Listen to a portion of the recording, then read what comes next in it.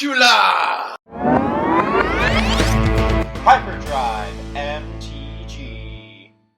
What's up, ladies and gentlemen? HyperdriveMTG here. I'm your host, Austin, and today we're going to be discussing the current updates to the Edgar Markov deck list I posted about a year ago. Let's get right into it. Alrighty, everybody, so here's the big update to the Edgar Markov deck list I posted about a year ago. If you want to go check out that video, it's the most viewed video on my channel, so just go check out the link in the description. You can check it out right there. Got a lot of new updates for this deck list. We have a new vampire package, we have a new card draw package, which is a huge update to the list. We have a new board resilience package. We removed heavier cards for faster and more efficient replacements. We're on a lighter removal package now, and we've been considering removing Dusk Legion Duelist for Jeweled Lotus or Sorin Solemn Visitor because it gives good value.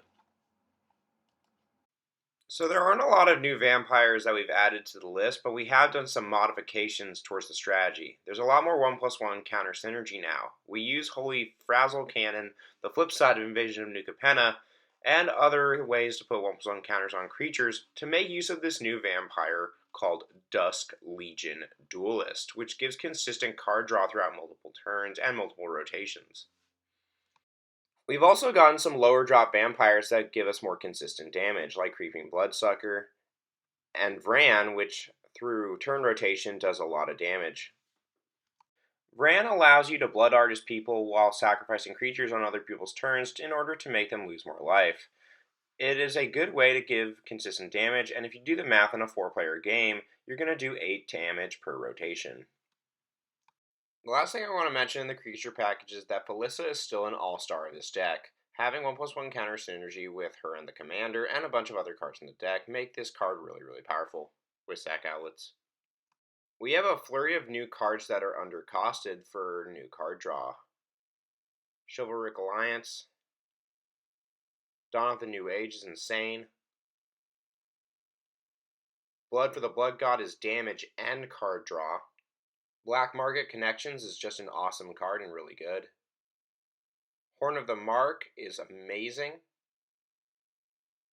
Plum from the Forbidden is really good. And Welcoming Vampire and Tashia's Welcome are also really good cards. The deck is now teched out with a better resilience package. Before we were running Boros Charm and Teferi's Protection in order to keep our boards alive. Now we have And They Shall Know No Fear, and we have Scapegoat to bounce all of our guys in response to a board wipe to re-establish our board state later. So the main problem with the previous list is that it felt really top-heavy even though it was winning games. We now are using Viscera Seer instead of Necropotence because Necropotence was problematic with certain cards in the meta. Impact Tremors is a better card than Purpose now because it's 2 mana, and we have other cards that are similar to it in our deck that are much smaller in mana cost. Corpse Knight is our new replacement for Purpose God of the Forge, and it's just a better and more cheaper and effective and more efficient option for dealing a bunch of damage to our opponents.